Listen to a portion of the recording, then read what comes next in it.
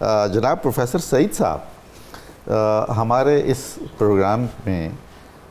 امہات المومنین کا ذکر خیر بھی ہوتا ہے، ائمہ اہل بیت کا، خانوادہ اہل بیت کا، اس پر آپ کے کیا تاثرات ہیں؟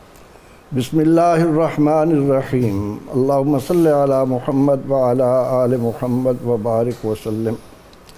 یہ کل کی بات لگ رہی ہے کہ جب آزمائشی نشریات ہو رہی تھیں تو اس وقت قرآن حکیم کی عظمت پر، اسلام کی عظمت پر گھنٹوں میں نے گفتگو کی ماشاءاللہ، اور اس کی ابتدا سے ہی مجھے اس ادارے کے ساتھ وابستگی کا شرف رہا اور میں اس کے بانیان کو مبارکباد دیتا ہوں۔ آپ کا تجربہ خوشگوار رہا الحمدللہ؟ الحمدللہ، کیا کہنے،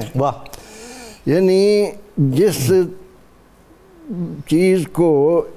اس ادارے نے ملک کے اندر عام کیا ہے وہ ہر ایک کے بس کی بات نہیں ہے۔ بے شک، نہ صرف یہ کہ ملک کے اہل سنت و جماعت کے صاحب فکر علماء کو جمع کیا، جن کی صاحب رائے نے یقیناً معاشرے کے اندر ایک انقلاب کی بنیاد رکھ دی، بے شک، اور جو آپ نے اہل بیت اطہار رضوان اللہ علیہم اجمعین کے بارے میں پوچھا تو پروفیسر صاحب ہم ایک قوم ہے، نظریاتی قوم ہے، بے شک،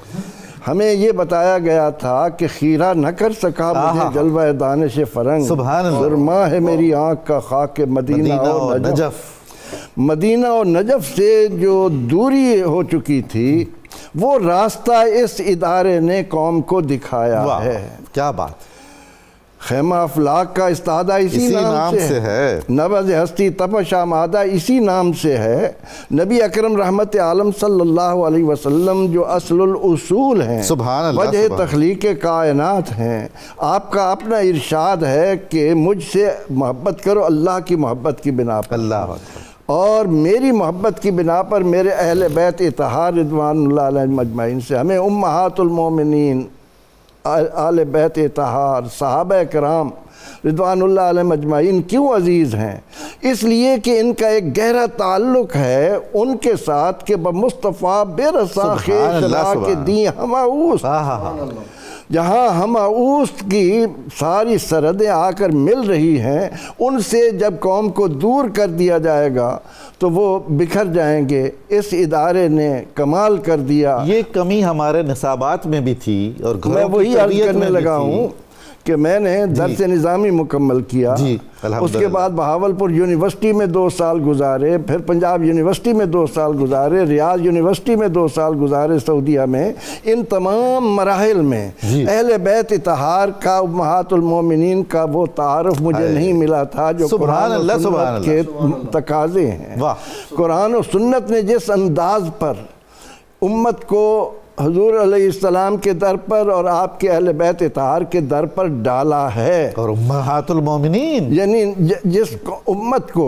اس کا رسول صلی اللہ علیہ وسلم یہ فرما رہے ہوں کہ اپنی اولاد کو 3 باتوں کی تعلیم دو، سبحان اللہ، ان کو قرآن کی تعلیم دو، ان کو میری محبت سکھاؤ، ان کو میرے اہل بیت اطہار کی محبت دو۔ اس اہل بیت اطہار میں ہم اتنا کچھ پڑھنے کے بعد اس بات سے آشنا نہ تھے کہ یہ 12 امام جو ہیں یہ ہمارے ہیں۔ واہ، سبحان اللہ، ہمیں ان سے اتنا غافل رکھا گیا کہ کسی نے توجہ نہیں دلائی کہ اہل بیت اطہار جو امت مسلمہ میں ایک بنیادی اکائی ہیں، جن کو پیغمبر رحمت صلی اللہ علیہ وسلم نے کشتی نوح قرار دیا ہے، اور یہ مشترک نعمت ہے جی، جس کو کشتی نوح قرار دیا جائے، کیا اس میں سوار ہوئے بغیر کسی کو نجات مل سکتی ہے؟ سبحان اللہ، جب قرآن و سنت اہل بیت اطہار رضوان اللہ علیہم اجمعین کے بارے میں اس قدر تاکید کر رہے ہیں، آیہ تطہیر ہے، وہ کتنا خوبصورت شعر ہے کہ خون خیر الرسل سے ہے جن کا خمیر، اللہ اکبر، ان کی بے لوث دینت پہ لاکھوں سلام۔ کہاں ہے، کس نے دی ہے؟ اس ادارے کا، اس پروگرام کا یہ شرف ہے کہ آج بحمد اللہ تعالی چاروں طرف سے ہر ایک کو یہ فکر پڑی ہے کہ ہم اس میدان میں کیوں پیچھے رہ گئے۔ صبح نور نے آ کر اس پروگرام کے ذریعے تبلیغ کا جو ایک انداز دیا ہے، بحمد اللہ تعالی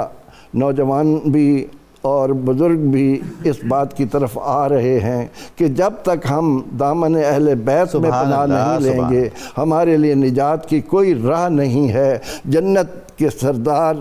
جنت کے جوانوں کے سردار یہاں ہیں، جنت کی عورتوں کی سردار یہاں ہیں، علی مرتضیٰ کرم اللہ وجہ کو جو عظمتیں ملیں گی، اور رسول اکرم رحمت عالم صلی اللہ علیہ وسلم جن کا خلاصہ بیان کرتے ہوئے کسی نے کیا خوبصورت بات کہی کہ فقط اتنا سبب ہے انعقاد بزم محشر کا، ان کی شان محبوبیت دکھائی جانے والی ہے۔ اس شان محبوبیت کی طرف اگر کسی نے